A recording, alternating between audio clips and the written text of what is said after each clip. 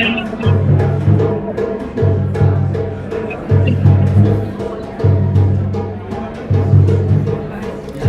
how are you? Good, There's good. a tissue box anywhere around here. Maybe.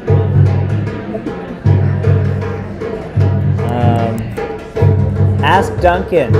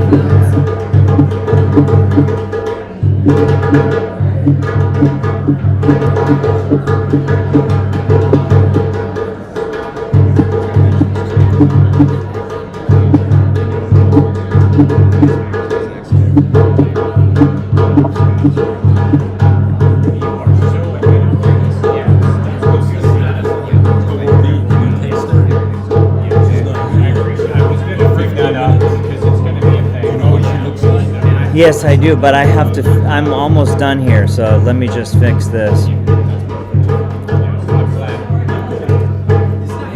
Is Karen here? Oh, Can you text her actually to see if she's nearby?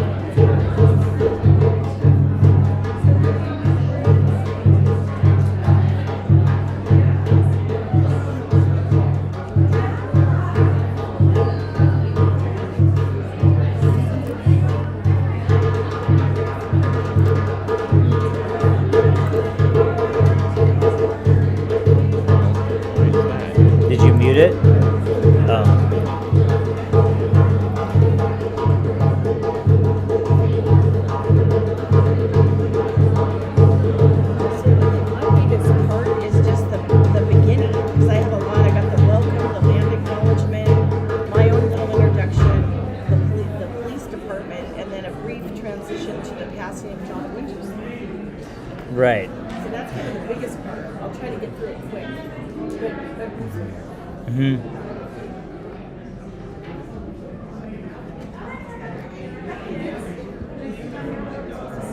Yes, of course. How you doing? Yeah. It's always good to see you growing and doing all kinds of great things. Always? Yes. Was it grows like for a lot of people? Or? Well, I didn't know if people were bringing spouses or so. Yeah. You want to save the one on the end for the mayor? Oh, yes. Thank you. Yes. I'm so happy it's big. The kids are going to be in the overflow room. Oh, okay. Okay, just Perfect. for you to know. Perfect. Duncan, all the arts and the kids will be in that room. They'll watch the program just for you guys. Do you have the key to that room that we're using for prepping? Because the door is locked. Somebody closed the door. Oh, Yeah. from the yeah. Main, both doors from both ways. Yeah, we want to close the one. Oh, Nancy, looks so nice.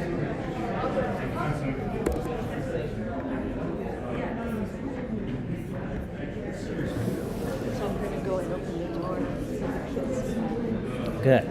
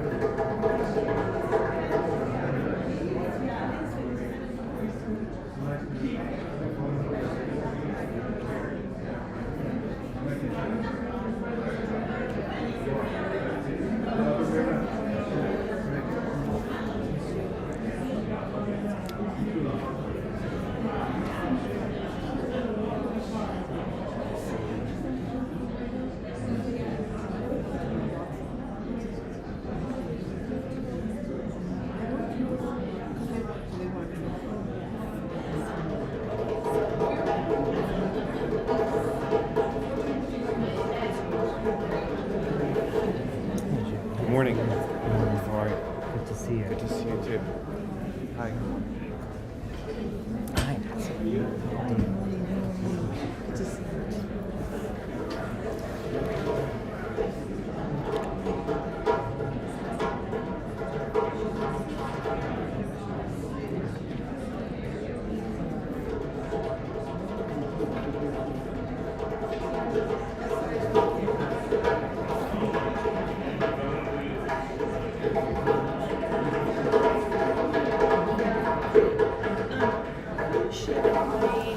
Here's the postcards. Do you know where I should?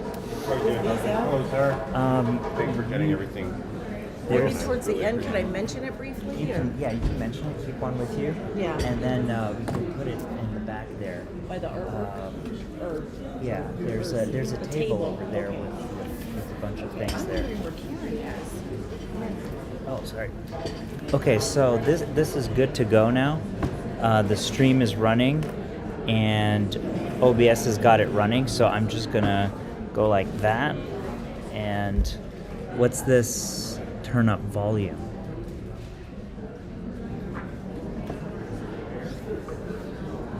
Where's that coming from?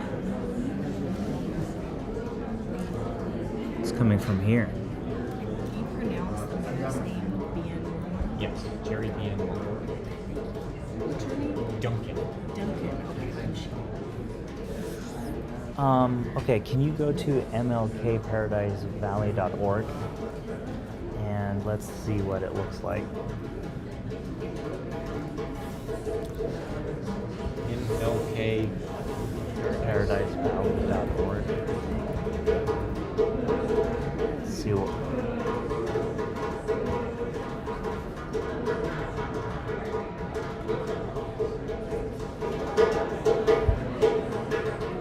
Alright, and then, yeah, just go there.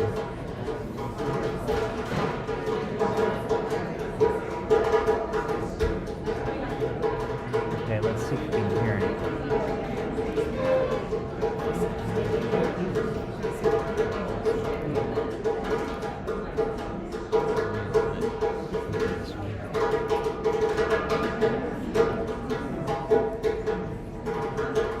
Let me go full screen. Yep.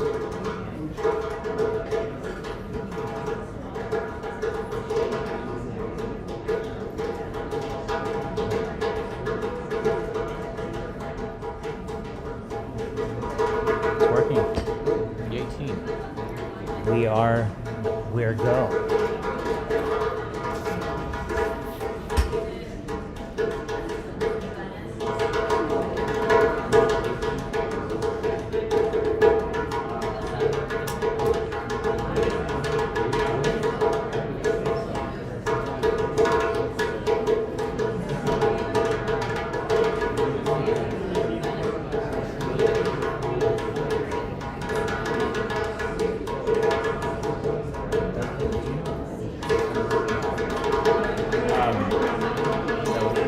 That was the plan, and yeah, they were coming and they were bringing a spouse, which is what I think seats.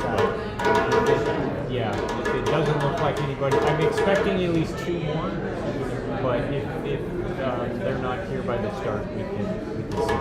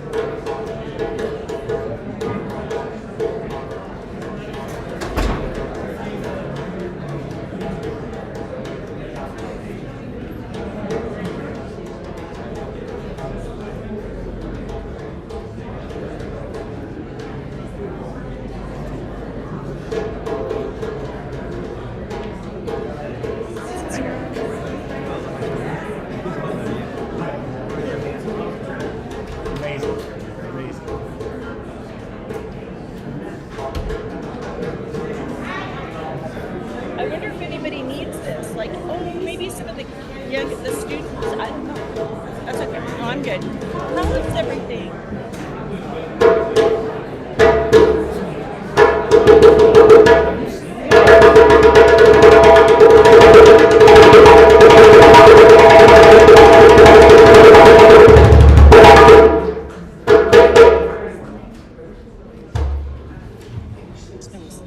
Higher up.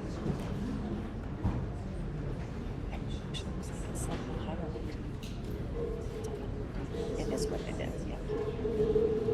Oh, maybe. Oh, I think I'll be okay.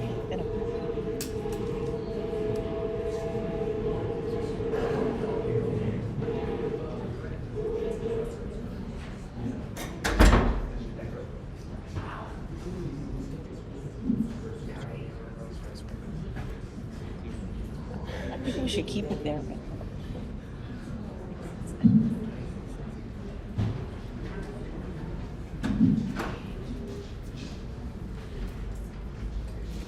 I guess they say the curses in my face.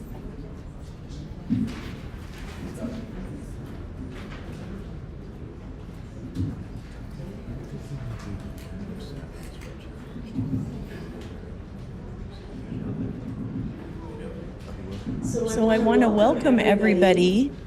If everyone wants to come in, and I think most of the seats are taken. Let's come up a little bit. I'm too tall. It was a wonderful opening with the wonderful drumming group.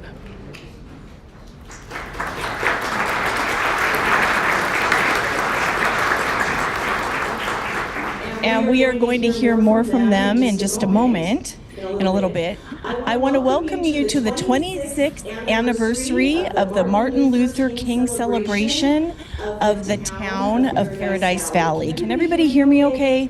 I'm kind of leaning down. I almost want to rip the mic up and hand hold it. So we have a unique program this year that is sure to be exhilarating, enriching, and thought-provoking. Dr. Martin Luther King Jr. was the chief spokesman for non-violent activism in the civil rights movement, which successfully protested racial discrimination in federal and state law.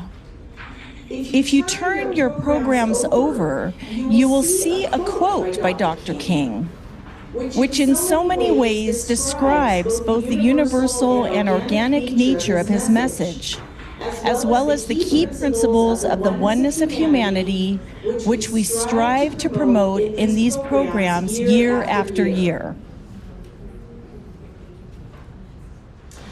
To honor Dr. King is to remind us of the precious heritage that we share as stewards and trustees of civil rights. Diversity and race amity. That campaign for a federal holiday in King's honor began soon after his assassination in 1968. President Ronald Reagan signed the holiday into law in 1983, and it was first observed 3 years later. At first, some states resisted observing this holiday. They gave it alternative names or combined it with other holidays, but it was officially recognized in all 50 states by the year 2000. Arizona was one of the last states to recognize the holiday, but now that we do it really well, right? So on behalf of the group, the planning group for this program, and all of us who are here today, I want to acknowledge the Native nations that have inhabited Arizona for centuries. In today's program, let us collectively recognize and respect Indigenous peoples as the traditional stewards of this land. The area where we gather is the traditional territory of the O'odham Jewett, Hohokam, Acamel O'odham, and Peepash peoples. We honor their legacy and express gratitude for their resilience in protecting this land, pledging to uphold our responsibilities accordingly. This acknowledgement affirms Indigenous sovereignty and underscores our solidarity with American Indians and Indigenous peoples. let me briefly introduce myself. My name is Sheila Afnan-Manns. My family moved to Scottsdale in August of 2007, so we've been here, I don't know, do the math, 17, 18 years. And we are members of the Scottsdale Baha'i community just down the road. We've had the pleasure of attending this event a number of times over the years, and so it is my absolute pleasure to be serving as your MC today. I personally have worked as a librarian for the Maricopa Community Colleges for nearly 17 years, and I certainly serve as the department chair for the Mesa Community College Libraries. I'll just briefly say that my father was born in Iran and my mother is from Eugene, Oregon, the state of Oregon. And they are members of the Baha'i faith that includes amongst its many teachings the affirmative acknowledgement that racism is America's really most vital and challenging issue. They were members of the NAACP back in the 1960s in a small town called Pocatello, Idaho. I came across many news clippings when I was helping my mother, who's now 88, go through a lot of her things. News clippings she'd saved from the 50s and 60s on matters of racial justice. And I remember her performing in an otherwise all-black choir while I was growing up in the Seattle area. So I'm sure the example of my parents, as well as my fellow Baha'is and others in the community, have inspired my personal commitment to racial justice and unity, while my 28-year interracial marriage has provided a more visceral understanding both of the adverse impacts of racism as well as the beauty that can come from race amity. I also want to acknowledge the Paradise Valley Police Department. It was back in 1997 that the Baha'is of Paradise Valley proposed to commemorate this national holiday in conjunction with the town of Paradise Valley. Starting in the year 2000, an award was established to honor those working for harmony, justice, unity, and diversity in society. In conjunction with local schools, an essay contest was conceived to engage students, our future leaders, in dialogue about the vision of Dr. Martin Luther King Jr., the promotion of unity and the tackling of racism as that most vital and challenging issue. Also, in 2013, an annual community service project was initiated to promote action among youth. Every year, donation bins for non-perishable food items are placed at Town Hall and the police department. Since 2017, we have added an online gallery to view the celebration in Town Hall, and in 2021, we broadcast our first live stream of Martin Luther King Day festivities.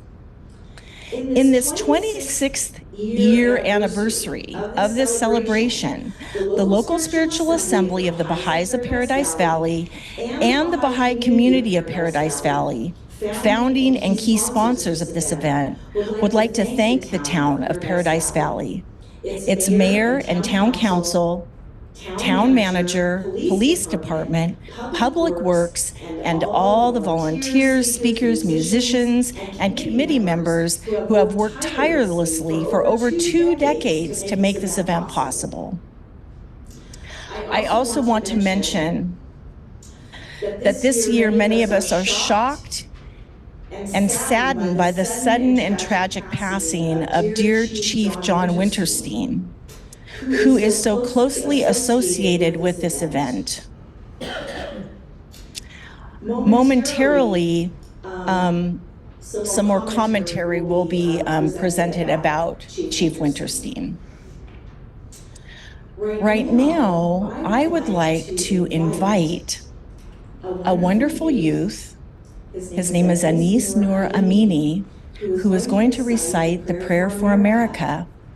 And this is going to be followed by remarks from the mayor of the town of Paradise Valley, Mr. Jerry Bien-Willner. and then an acknowledgement from the local spiritual assembly of the Baha'is of Paradise Valley through Dr. Kamran Ruitan, and then a video of a neighborhood art project.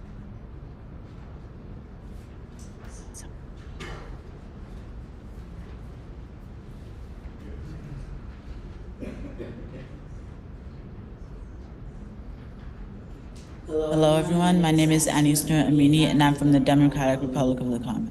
The MLK Planning Committee asked me to say the prayer for America, which I am honored to do. But first, I would like to acknowledge the unfortunate passing of a great friend to all of us, Mr. John Winterstein. He will be missed, and please keep him and his family in your prayers. I also would like to thank the MLK Planning Committee for allowing me this great opportunity, which I am truly honored to do. I would like to thank both of my parents for every single thing they do for me and my siblings. Without further ado, here's the prayer for America. O thou kind Lord, this gathering is turning to thee. These hearts are radiant with thy love. These minds and spirits are exhilarated by the message of thy glad tidings. O God, let this American democracy become glorious in spiritual degrees, even as it has aspired to material degrees, and render this just government victorious. Confirm this reverend nation to upraise the standards of the oneness of humanity, to promulgate the most great peace, to confirm thereby the most glorious and praiseworthy among all the nations of the world. O God, this American nation is worthy of thy favors and deserving of thy mercy. Make it precious and near to thee, through thy bounty and bestowal. Abdul Baha.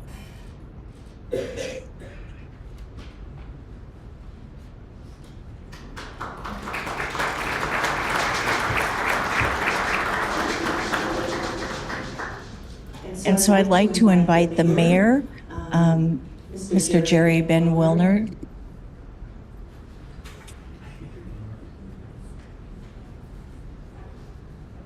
Good morning, everybody. Good morning, everybody. There we go. I want to thank our wonderful MC, and I want to thank this incredible young man over here. Can you come just for a second so I can shake your hand? I don't know if everyone noticed. Congratulations, great job. He recited that prayer with his eyes closed because he memorized it. I would have a hard time reading it. You nailed it, memorizing it. So let's give him another round.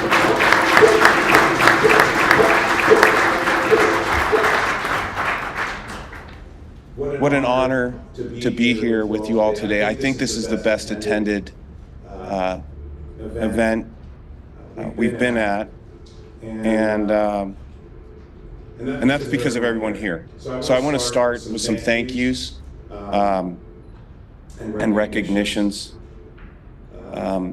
First of all, to everyone's here, all the attendees, thank you.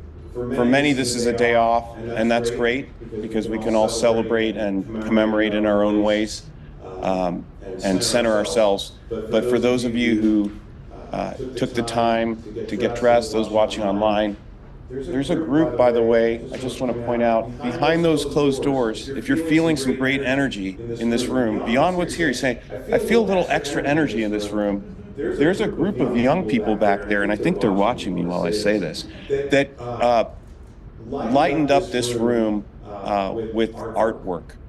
So they've done an art exhibition in honor of this day, and I wanted to recognize them as well. They're sitting there in the council study room. The honorees that are here today that we'll be recognizing, that includes the essay contest participants. The young children participated in writing essays about Martin Luther King Day, and of course those who were selected as winners. But really anyone who participated in that, in my book, is a winner. And I'm not one for participation trophies, but that's one where simply engaging in the act is the win. So we feel very blessed by that. The Baha'i community and the spiritual assembly that is fundamental to preparing this event and has been since its inception. We are so grateful. All of our faith communities make this community even stronger, and the Baha'i community is remarkable and certainly no exception to that, so we're very grateful. The town staff, including our police department, who have worked here, I see our town clerk, our town manager, our town attorney, our management analyst, and I know the committee will be thanking them. Looking at our town clerk who always fixes the echo. So we're very grateful to them.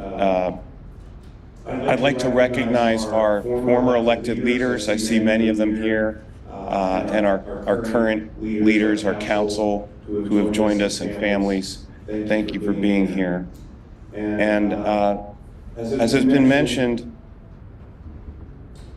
at the committee, and it'll be my honor at an upcoming meeting. One thing I'd like to do is, for the council, is recognize each of the committee members with a proclamation. I think that's something that is overdue for me, but is only overdue because they're so humble in their work and their service that they don't seek that recognition, but I think it's an important time to recognize that. And we have an empty chair, physically, but not spiritually, in John Winterstein, who was the chair of this committee and kicked this event off. And hopefully there's some images of the chief. If we may, I'd like to take just a moment of silent reflection. And before we do that, I'd like to ask everyone, as you reflect, that we all feel sorrow, and obviously sorrow for the other gentleman who unfortunately passed in that accident. And I feel it's important that we, as we embrace and feel that sorrow, that we think about the positive, the next steps. And that's what I'm going to talk about next. But let's take a moment in honor of those who are not with us today.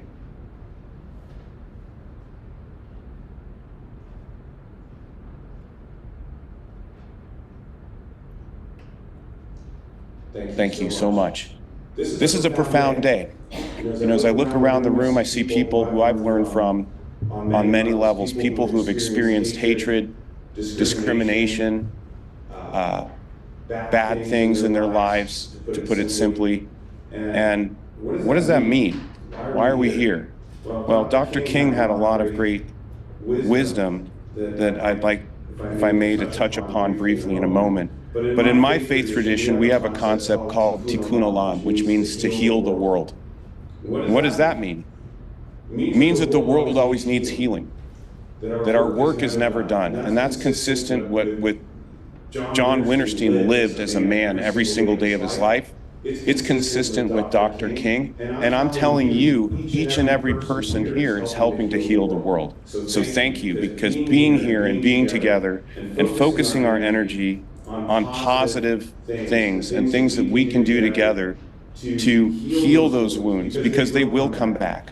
We see it expressed all over the world. We see it in our country. We see it even in our community. And this is important for us to work together to heal those wounds and to lean on each other. So I want to read a couple quotes that unite us all, because this day's bigger than us. This is a day about humanity and the future, not about the past. And I think John would embrace that. He always knew that it was the work we're doing in the future. And indeed, I know John drew a lot of inspiration from Dr. King. So if I may, let me read a couple quotes that resonated with me this morning and hopefully touch you the same way they touched me. The ultimate measure of a man is not where he stands in the moments of comfort and convenience, but where he stands at times of challenge and controversy. And going back to the remarks earlier, that's important. How did this get started? There were a group of people, including John Winterstein, who said, there's some controversy around this issue of honoring Dr. King. And they took the step forward with John's help to make this happen. And it was a team effort, certainly, and he'd be the first to say that. In fact, I hear him in my ear saying that it wasn't him. But it was that group that took that step. And let's remember that, and let's not look at the steps of the past. Let's look at the steps forward and use the past steps to inspire us. The next one I wanted to say, to share with you was this quote. Make a career of humanity. Commit yourself to the noble struggle for equal rights. You will make a better person of yourself, a greater nation of your country, and a finer world to live in. Again, that was Dr. King in 1959. Those are words to live by. And I think all of us who are here remembering John Winterstein would know that he loved humanity. And I hope we share that love and carry that love in our hearts and let that love grow, because love's one of the few things that can keep growing. It doesn't end. It can grow. If you let it grow, it'll grow. So with that, I know we have a great program here today. And I like to believe that there are little signs all around us. That's one of the things I believe in. I don't always tell people that. It's one of my secrets. But I'm going to share the secret with you today. And I think the signs are here. The signs are right in front of us that we are going to reach new heights together. We simply have to open our eyes and embrace each other and embrace the future and move forward together. So I'm so excited to be a part of this celebration today, and it is a celebration. Remember, as Connie Santa, who's the co-chair of this event, reminded me, in John's New Year's wishes to her, there was a long list of superlatives that they wanted each other to have. And John said, and remember, have fun. So we're here to have fun too while we do this important work together. So God bless you all. I'm so proud to be here. I'm so proud to be able to participate more. And thank you for making this a very special event today.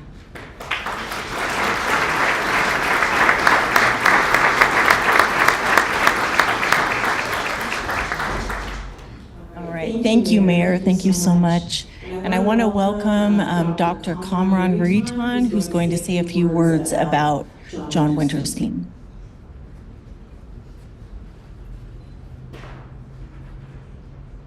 The local spiritual assembly of the Bahá'ís of Paradise Valley was tremendously shocked and saddened by the sudden and untimely passing of Mr. John Winterstein some 8 days ago.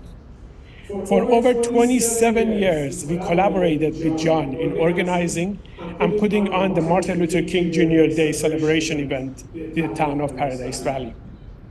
While we could list the many organizations and causes that he has touched, or talk about John's life of service to his country, his community and town, in the short time we have here, the Bahá'ís of Paradise Valley wanted to share their perspective of who John Winterstein was to them. We wish to acknowledge and honor John's contribution to this event over so many years and his valued leadership. As many of you know, Arizona was one of the last states to acknowledge Martin Luther King Day as a holiday.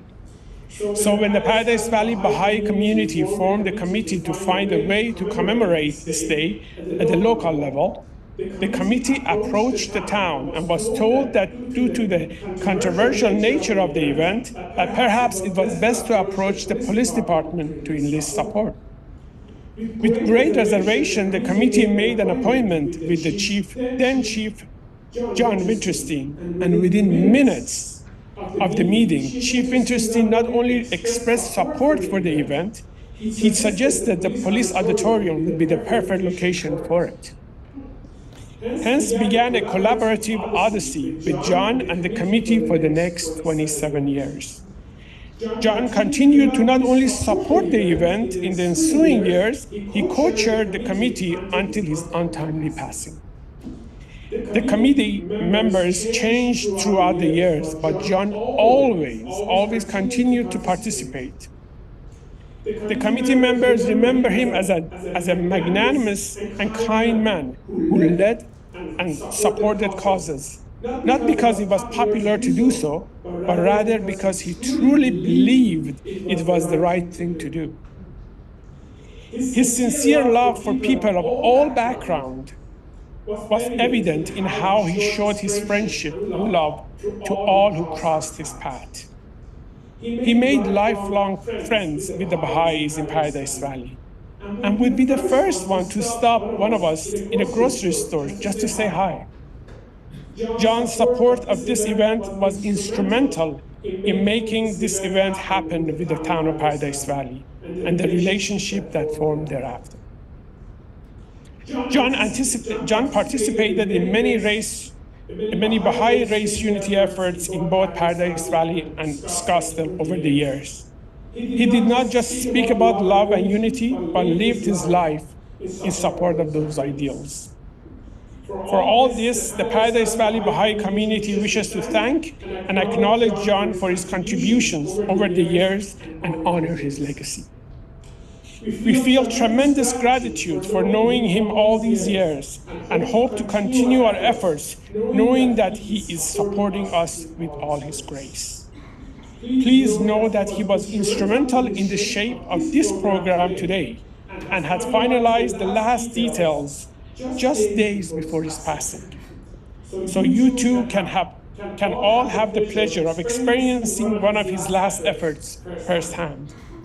John, you're forever in our prayers. We genuinely thank you for your partnership and dedication. Sincerely and much love, the Baha'is of Paradise Valley.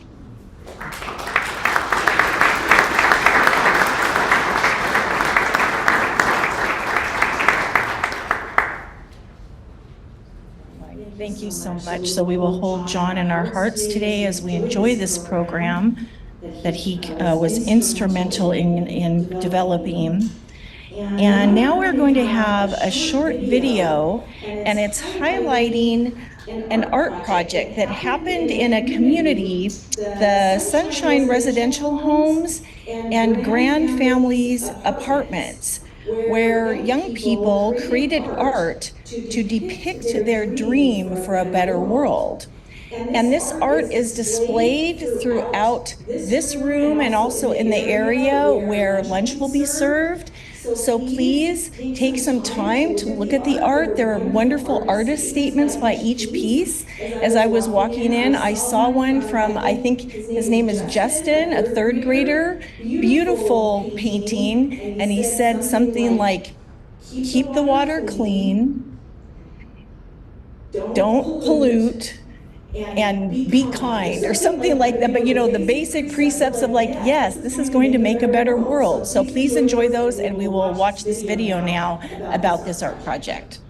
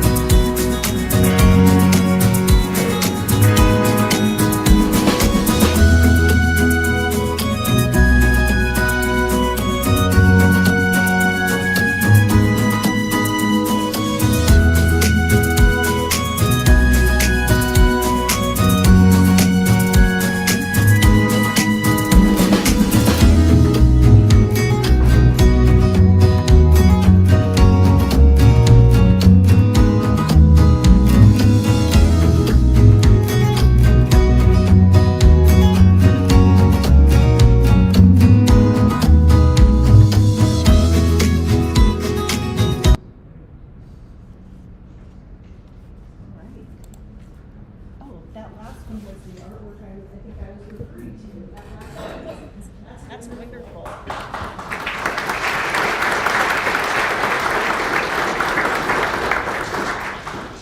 And so from the artwork created by those wonderful young people, we now transition to one of the highlights of the program, which is the essay contest and the winners. And as the mayor said, every young person who enters an essay is a winner. So we have 4 students ranging from 5th to 8th grade who each offered profound insights about this year's theme, Changing Hearts and Minds. The Martin Luther King Essay Contest promotes meaningful conversations about this day, especially between students and their parents and teachers. These conversations are pivotal in passing on the legacy of Dr. Martin Luther King's message to ensure that the principles of equality and justice continue to reverberate with our rising generation of young leaders. So I want to welcome back Mayor Bien-Willner and a representative from the Paradise Valley Local Spiritual Assembly, Afshan Peymani, to convey the awards to these young people.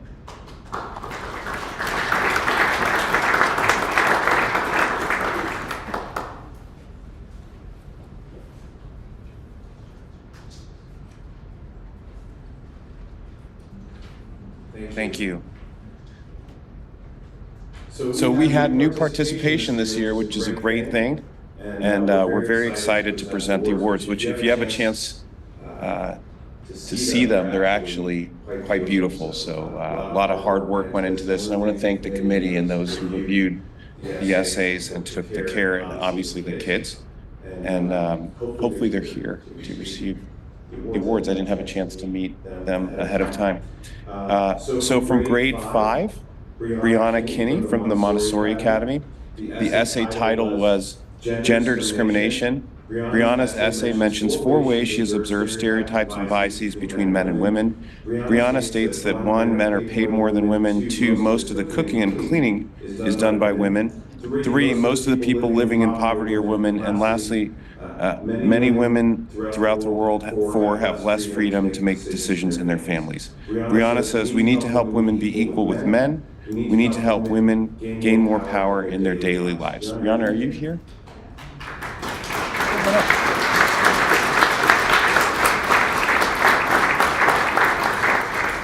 Well, we're proud to present you with this award. Congratulations. Great essay. I read the whole essay and it was wonderful. So congratulations to you.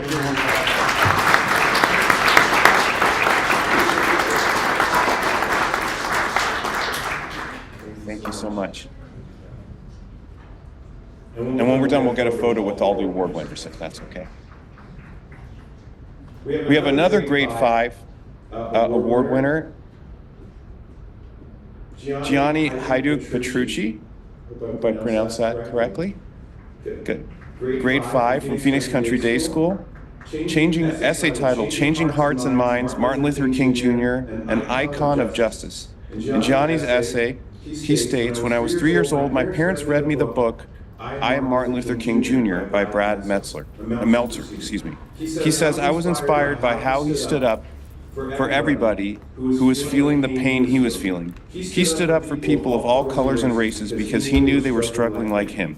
And that's why he called them brothers and sisters, because he knew how they felt. Gianni finishes his essay by stating, I think we have gotten better now, but we could still work on it a little bit more, and then maybe we will fulfill Martin Luther King Jr.'s dream. That's why Martin Luther King Jr. forever changed our hearts and minds. Well said.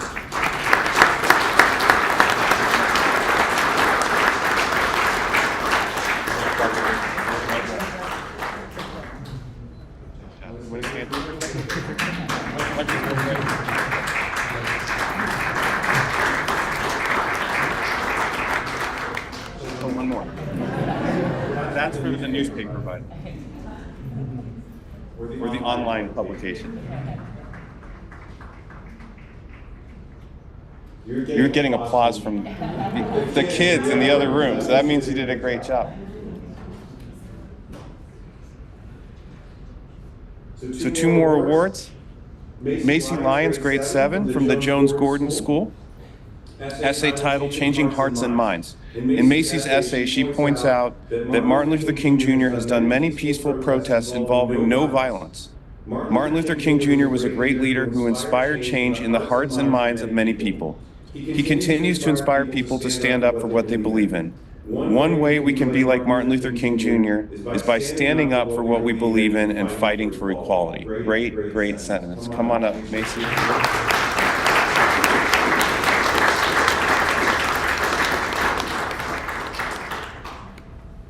Congratulations. Great job.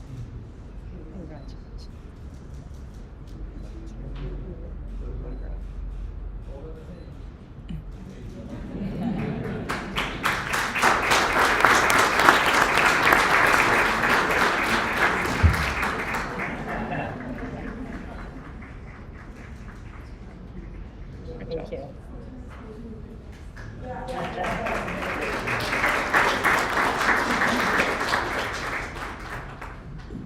Okay, from grade 8, also from the Jones Gordon School, Nixon Hintz, essay title, Martin Luther King Jr. Nixon focused on 3 quotes from Dr. Martin Luther King Jr. The first quote was, "We may have all come on a different ship, but we're here in the same boat now." True words. He states that the, quote, impact of this quote was encouraging people to share their humanity and their responsibility for others. Dr. Martin Luther King Jr. wanted people to respect others regardless of their background. Very powerful sentiments. Nixon, would you like to come join us?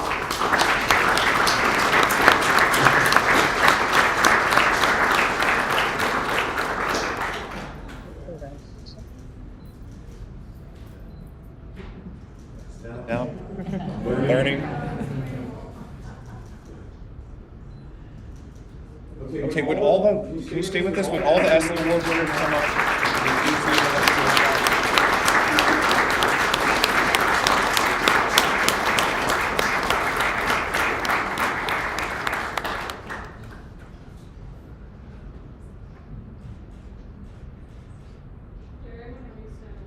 Okay, you got it. How's that? Better?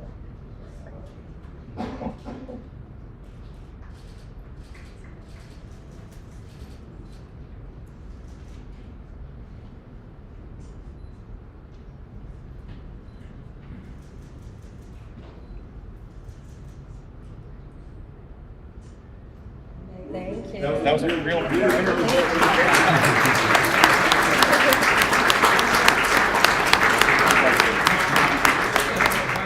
Well done. We hope you'll show off those awards. They're really beautiful. And kids, would you feel comfortable showing them off if people want to see them later? I hope so. Okay.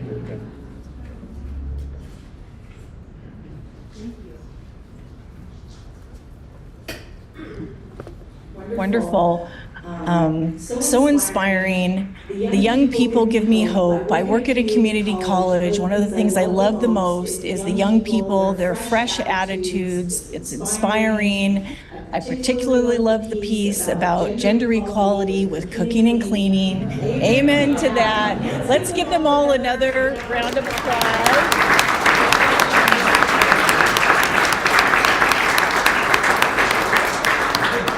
Not to mention the gender pay gap, another issue. So, at this time, we are so privileged to welcome the wonderful group, the Sankofa Island Magic Drummers, who have been performing little bits and pieces throughout the program today. It's so wonderful. I want to introduce Keith Johnson.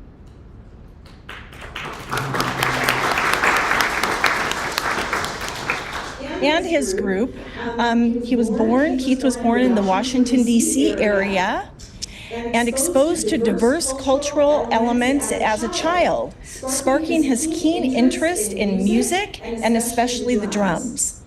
The Latin beat of the bongos and the conga captivated him, leading him to explore Afro-Cuban music in the Adams Morgan Latino community.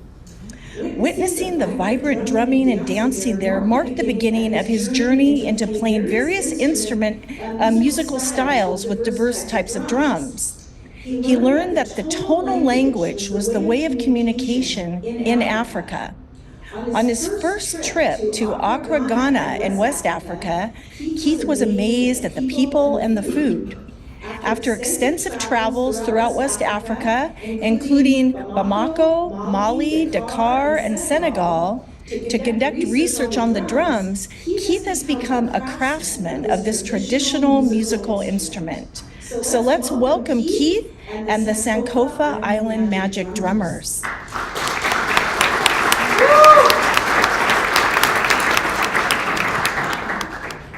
Nice like to start by saying, Odunde.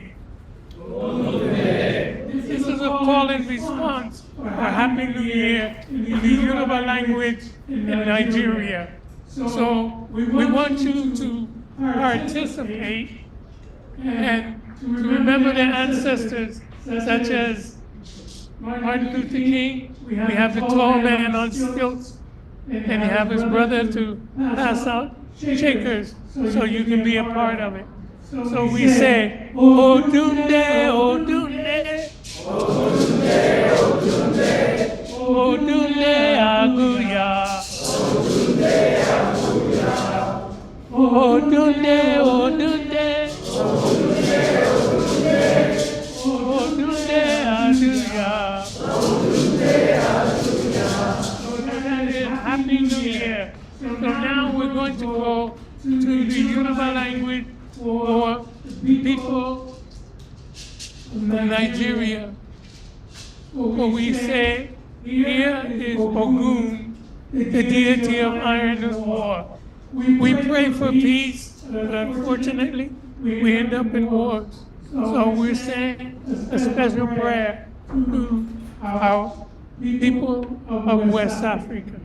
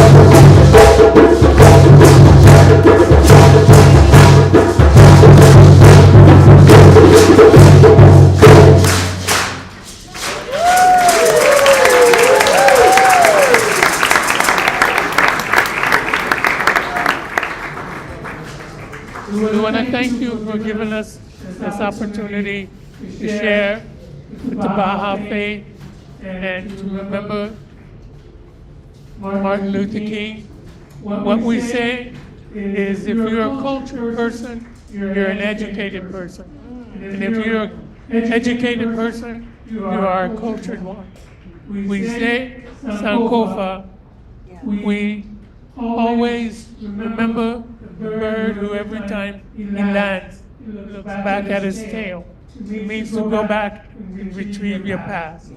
Have a blessed day. We never say goodbye. We say ni wa wechi. It means may God take you, bring you safe till we meet again. Ni wa wechi.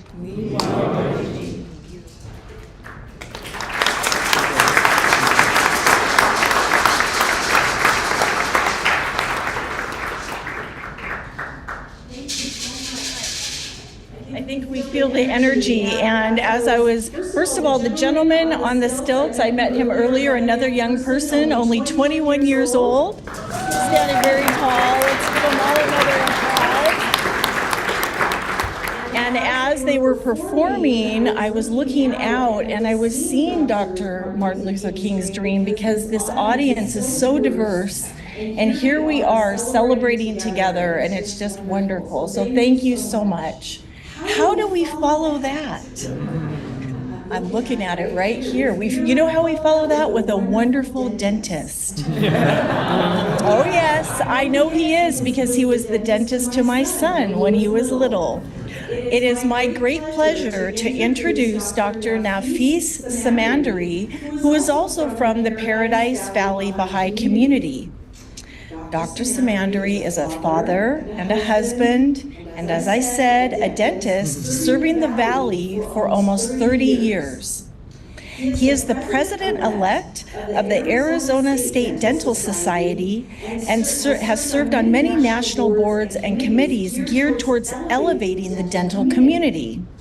He is one of the founding members of the Arizona Dental Mission of Mercy that just passed its 11th anniversary, and which serves over 1,500 individuals each year. That's a tremendous service, bringing public health to dentistry.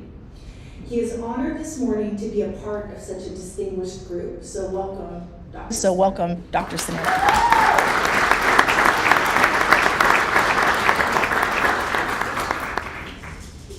I don't know how I can actually fulfill that magic, but you guys were awesome. You guys were really, really good. And by the way, the Suns need you next year, okay? Awesome. But on a serious note, good morning, dear friends and city officials. Today we honor Dr. King, an outstanding hero in the annals of American history. But more importantly, we tell his amazing mission statement for generations to come. I want to thank the town of Paradise Valley and the Baha'i community who for decades have steadfastly and remarkably honored the life and teachings of Dr. Martin Luther King. It's an honor for me to be able to play a small part in this unifying tradition. Today I'll be speaking from the heart. I'm not a scholar or a well-read man to have a cerebral and didactic conversation or monologue with you, but rather a humble man who wants to emotionally and lovingly move us into collective action.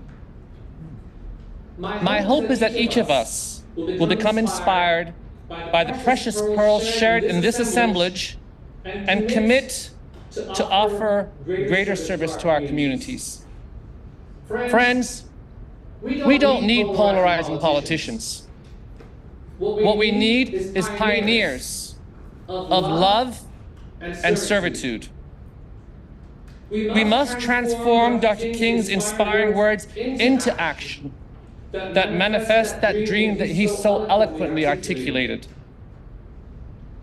I want us to take a moment and recall Dr. King's beloved community. I'm sure you guys are all aware of this beloved community of his. He had a very practical and realistic vision that, quote, "We must raise a critical mass of people who are committed to and trained in the philosophy and methods of nonviolence. His was a global vision in which all people can share in the wealth of the earth, where poverty, hunger, and homelessness will not be tolerated because the international standards of human decency would not allow it, where racism, all forms of discrimination, bigotry, and prejudice will be replaced by an all-inclusive spirit of sister and brotherhood, where international disputes will not be resolved with military power, but rather by peaceful conflict resolution and reconciliation between the adversaries, where love and trust will triumph over fear and hatred, where peace and justice will prevail over war and military conflict. This critical mass, this beloved community, my friends, that Dr. King speaks about, is you and I. We must make this objective personal and work on it daily. Each of us must do that inner work necessary to become members of this beloved community. This inner work refines our minds, our hearts, so that we let go of the greed, the prejudice, the blame, and the falsehoods that reside therein. As we weaken and we erode these evil forces, our infinite and all-inclusive kindness, compassion, and goodwill will shine through. Achieving such change takes persistence, determination, and time, but is the only way out of our suffering in this world. It is the only way to a just, peaceful, and happy world. We know that this will be working when we start to live a more peaceful, a more loving, a more compassionate and joyful life, even while our situation hasn't yet changed. Let's make this our mission for 2024. Let's take small steps, but let's take steps. Who here wants to be that soldier, that champion who transforms their communities? You might ask, what does Dr. King's beloved community look like in my neighborhood? So when I look around, I see many parallels between Dr. King's beloved community and the beloved community that Baha'is are building across the globe. Baha'is are committed to the reshaping of societies around the principle of oneness, such as love, inclusivity, and reciprocity. Baha'is collaborate with countless like-minded Americans, regardless of their faith or their heritage, and they invite everyone to look at their approach. There is a sentence I'd like to share from Baha'u'llah, the founder of the Baha'i faith, where he says, quote, "The essence of all that we have revealed for thee is justice. It's for man to free himself from idle fancy and imitation. Discern with an eye of oneness his glorious handiwork, and look into all things with a searching eye." What does this mean, discern with an eye of oneness? What does this look like? I can share with you my understanding. So, from infancy, we have been taught, like all these young, beautiful people that were here today, that to acquire knowledge, we need to break things down into smaller and smaller pieces and then study the essence of things. We even use language to differentiate things, to compartmentalize things, to fragment things. This leads us to the siloing of the sciences, which has caused us so many problems today. Baha'u'llah calls on us to flip this outdated model. He says to us to look through this eye of oneness, the interconnectedness of all of creation, the interconnectedness of each and every one of us. This is a very deep topic, which we don't have the time for today, but I want to share with you one observation we all can see in nature to help us understand this vision of oneness. In nature, we can see an infinite variety of colors, right? You have red, green, blue, yellow. But the reality is that all of these colors are the reflection of one thing: light, resonating at varying frequencies. Colors are simply a variation of light frequency. Each and every one of us is a unique frequency of that one light. All of us reflect his light and radiance through the susceptibilities of our spirits, good or bad. Based on our spiritual capacity, we resonate at higher or lower frequencies. And it could depend on the day. We have variations in our daily cycles. Whether we're rich or poor, whether we're good or evil, whether we're from the East or the West, black, white, Christian, Jew, Muslim, Buddhist, or a Bahá'í, we all resonate with God's one spirit.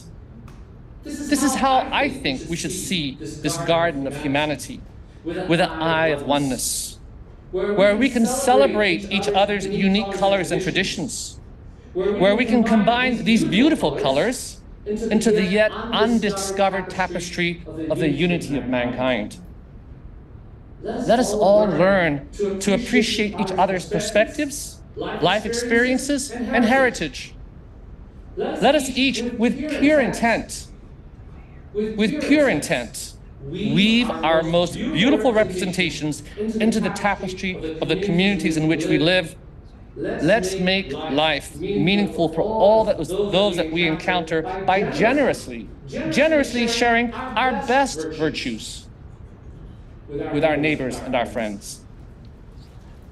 The Baha'i community is modeling a very different way of building neighborhoods, in that spiritual conversations and service to others is the priority.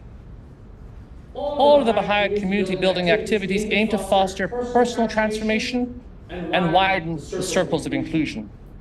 Together, neighbors cultivate a sense of collective ownership for the spiritual, the social, the economic well-being of their communities. This is what I can envision as being that beloved community of Dr. King.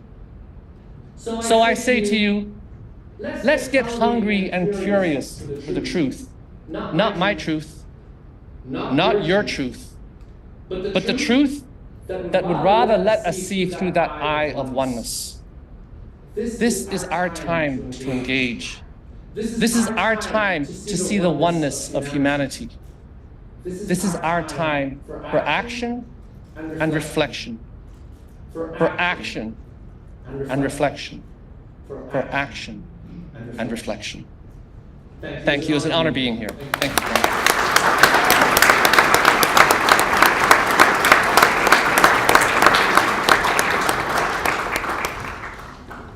That is a wonderful, deep thinking, and beloved dentist, wouldn't you say? I saw people, wow. So thank you, Dr. Samandari, for those wonderful words.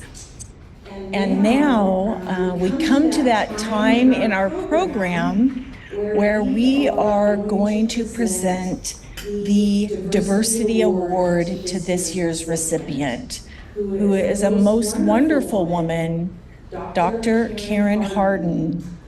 I have gotten to know Dr. Hardin over the last year or two in her capacity as the president of the NAACP Maricopa branch. And some of the collaborations we've done with the Baha'is of Scottsdale, and I think Paradise Valley was in there too, on events such as we host an annual Race Unity Day. And last year in February, we held a wonderful film festival in honor of Black History Month, and we're going to be doing that again. There are postcards, put a plug out there if anyone's interested. But then I came to learn that Dr. Hardin is also my professional colleague in the community colleges. So, and I will say she's just a wonderful example to me, because I don't know where she gets all the energy to do all she does, which is a lot. I will just share with you that Dr. Hardin is a highly accomplished professional. She is a licensed professional counselor with a wealth of experience and many educational achievements. She holds a master's degree in counseling and psychology and also earned her doctorate from Northern Arizona State University. Currently, Dr. Hardin is a dedicated educator, imparting her knowledge at the Graduate College of Counseling at Grand Canyon University. With a remarkable career spanning 31 years in the Maricopa Community College District, she served as a faculty advisor for the college students' NAACP club for over 25 years. In December of 2018, Dr. Hardin assumed the role of president of the Maricopa County branch of the NAACP, a position she continues to hold. Her commitment to education and mentorship is evident as she serves as a mentor to students, earning accolades such as the Outstanding Teacher of the Year in 2010 and the Outstanding Advisor Award from the student government in that same year. It's one thing for your peers to give you an award, it's an entirely different thing when the students do it, right? Speaking of mentorship, I just brief segue. Little clip. So I don't know if it was in the last summer or last spring, I was in the library, Macey Community College Library. We're a big 3-story library. It was kind of quiet, so it might have been in the summer, kind of quiet. And I was the librarian on duty, and I'm on the second floor at the reference desk, waiting to help students. And I hear like this fabulous rumbling from the third floor. We've got a beautiful reading room up there. What's going on? So I marched myself up there to find it was Dr. Hardin and some of her colleagues with an array of, 30, 35 students who were part of a program, a mentorship program, and just having a wonderful time. And again, I thought, where does this wonderful woman get the time and energy to do all she does? She is recognized for her positive leadership. She was elected as president of the MCBAA. It's at the Maricopa Colleges Black Association nationwide, in 2008, demonstrating her effectiveness as a leader when re-elected for another term. Her contributions extend beyond the academic realm, earning her the Dr. Martin Luther King Award in January of 2010 from the Mesa City Parks and Recreation Department for her support of students and volunteer work in the community. Dr. Hardin's dedication to promoting diversity is evident in her work, bringing people together from different ethnic backgrounds through various events. She has initiated impactful programs such as Saturday Super Scholars, aimed at helping low-income elementary children enhance their skills in math and science, and Students Striving Towards Excellent Performance, STEP, a scholarship program assisting high school students in transitioning to college. Her excellence in mentoring is further acknowledged with the Phi Theta Kappa Honor Society Faculty Mentor Award in 2011. Dr. Hardin is affiliated with esteemed organizations such as Alpha Kappa Alpha Sorority Incorporated, Delta Beta Omega Chapter, the Phoenix Chapter of Top Ladies of Distinction, and she is also proudly recognized as a Missouri State University Hall of Fame honoree. So it is my great pleasure to welcome Dr. Hardin as we present this award, the Diversity Award for this year. Thank you.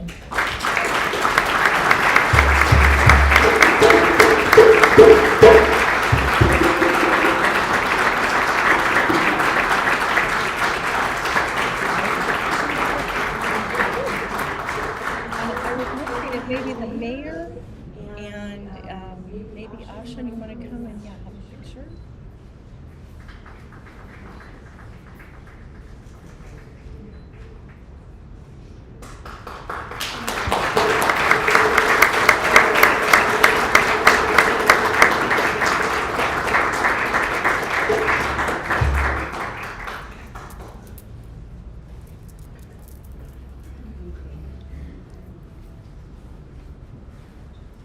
You go down, you get that. That's what she said, keeping it real. My esteemed colleague Sheila said, make some remarks, but be brief and then be seated. So let me do that. No, she said be powerful too, but I will be brief and I'll be seated. So then we'll. Good morning, everyone. Happy New Year. Happy New Year. Let me just say thank you very much to the entire committee and all of those involved in thinking of me as the recipient of this award. I also would like to thank my two children, Dr. Floyd Harold Hardin III and Ashley. I need to thank them. Yes, thank you. I'd like to thank them because they allowed me to share my time with the community along with my late husband, Floyd Harold Hardin Jr. So it was their strength, they were the strength behind my wings, under my wings, that allowed me to do whatever I did because it was the right thing to do. I definitely am honored, very honored and humbled to receive this award. And I think the best way for us to commemorate this celebration for Martin Luther King Jr. is for us to reflect on some of his writings. And I would like to share with you in a moment one of the writings that I discovered that I think is so poignant and so important for us to think of.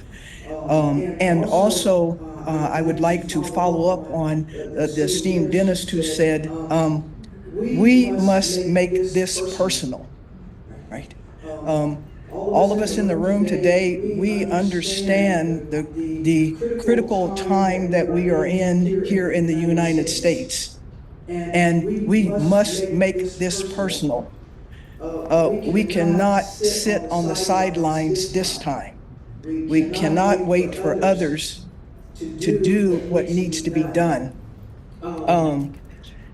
As they say, as a time like this, it is very critical for us, each and every one of us, to take action. Now, that action is shaped differently for everyone. And we can all engage in some type of action, large or small. Sending a postcard to someone in your family to say, make sure you are registered, check the rolls. You know, some others might be out supervising tables and registering people to vote, but all of us can do something. And we need to be aware that some people are being dropped off of the voting rolls without them being aware of it. So you need to check. If you are a voter, check your status, okay? We cannot sit this one out. We have to do what we can to make sure that Martin Luther King Jr.'s dream comes alive, stays alive, okay? So this, I was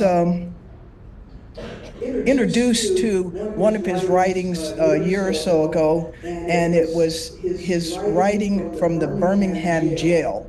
I believe the backdrop is that at this time, several of his religious colleagues were trying to encourage him to say, this is not the time. Negro people, be more patient, wait. This is not the time. You just need to wait longer. And he writes an epistle in response to them telling him it's not your time right now. And part of that message, which resonated with me, was this concept of the neutrality of time. Okay? And he says, time is neutral. it can be used either constructively or destructively. And I'm absolutely convinced that in so many instances, the forces of evil will in our nation, the extreme righteousness of our nation have used time much more effectively than the forces of good. And it may well be that we will have to repent in this generation, not merely for the vitriol words and the violent actions of the bad people who would bomb a church in Birmingham, Alabama, but for the appalling silence and indifference of the good people who sit around and say, wait on time. Somewhere, somehow, we must come to see that human progress never rolls in on the hills of inevitability. It comes through the tireless efforts and the persistent work of dedicated individuals. And I'm going to insert dedicated individuals such as those who are here today. Dedicated individuals who are willing to be co-workers with God. And without this hard work, time itself becomes an ally of the primitive forces of social stagnation. And so it is necessary to help time and to realize that the time is always right to do what is right. So my call to action to us here today is we have to use time to do what's right. And we cannot let the evil forces better use the time than we do for good. Thank you very much.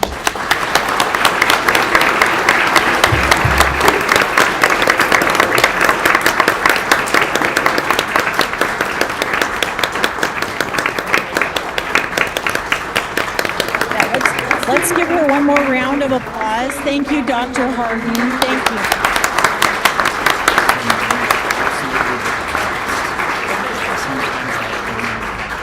Always time to do the right, always the right time to do the right thing.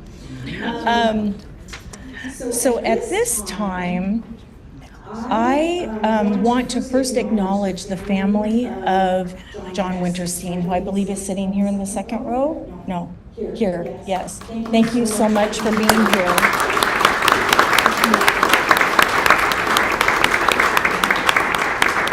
And I understand we were hoping to have a slideshow honoring him, but that didn't happen. However, there are some lovely flowers in the corridor, so as you're heading towards the lunch area, you will see those there.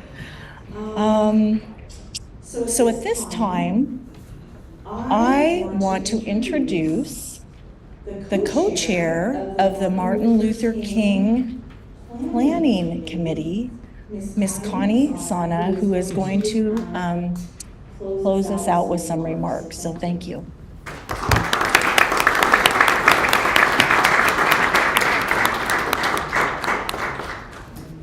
Wow, this was a great event. Friends, we have just had a wonderful opportunity to refresh our understanding of Dr. Martin Luther King Jr. and his vision for a world where all people respect and love each other and where peace reigns. During the next 12 months, make time to reflect on Dr. King's ideals on a regular basis and consider what you can do to foster them into your day-to-day lives. Let us also, each in our own way, recommit to do what we can as individuals to bring Dr. King's vision a few steps closer to reality in this coming year. Thank you, Dr. Hardin and Dr. Samandari, for your thought-provoking words. to help us understand more profoundly the extent of Dr. King's message. We hope that you all will take these thoughts into the lunch socialization and fellowship and have further meaningful conversations. I would also like to thank the Honorable Mayor, Jerry Bien-Willner, town staff, police department, public works, and the Bahá'ís of the town of Paradise Valley. I would also like to thank the MLK committee members for their selfless service and very hard work. As you can see, I think we have some scrolling credits to thank all the volunteers and staff and individuals who have contributed so much to making this program a reality. First, just a couple of general information or general announcements. If first we could, feel free to take the pamphlets in the back. They're on the shelves in there. And then second, I would like to ask all the committee members, all of the awardees, all the speakers, and the essay contest winners to stay for about 10 to 15 minutes after the event so that we can get some pictures taken with some official pictures. Thank you all for coming today. We hope you have a wonderful lunch, and we hope to see you again next year.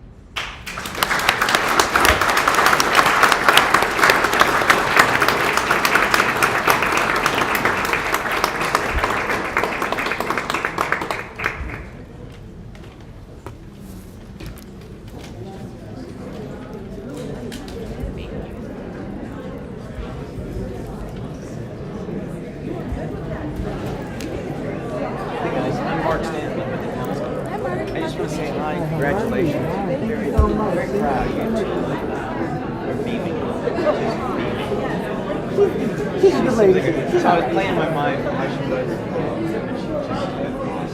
We had to talk a lot. Yeah, oh my God.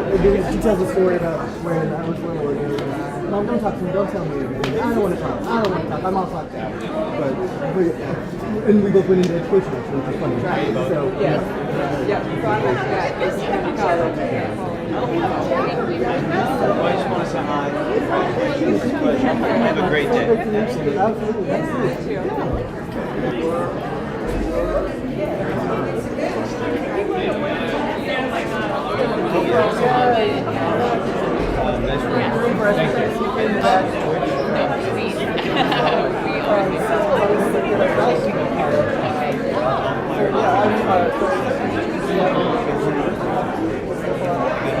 Most recently, I just went to the district.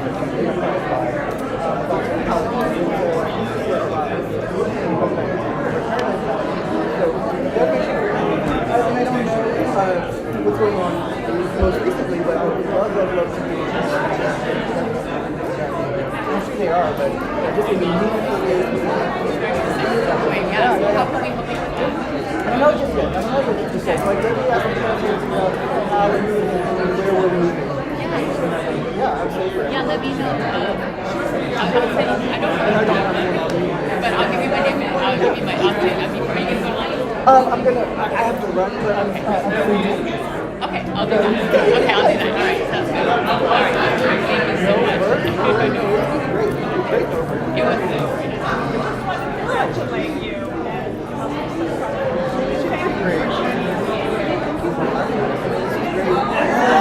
We were running around and actually I was trying to, well, okay, so we were located back.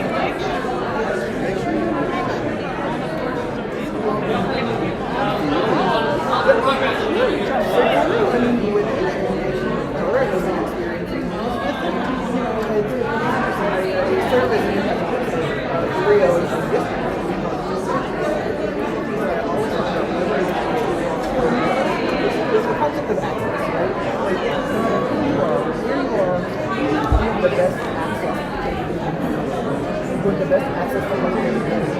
Like, it doesn't matter if you're independent, Democrat, Republican,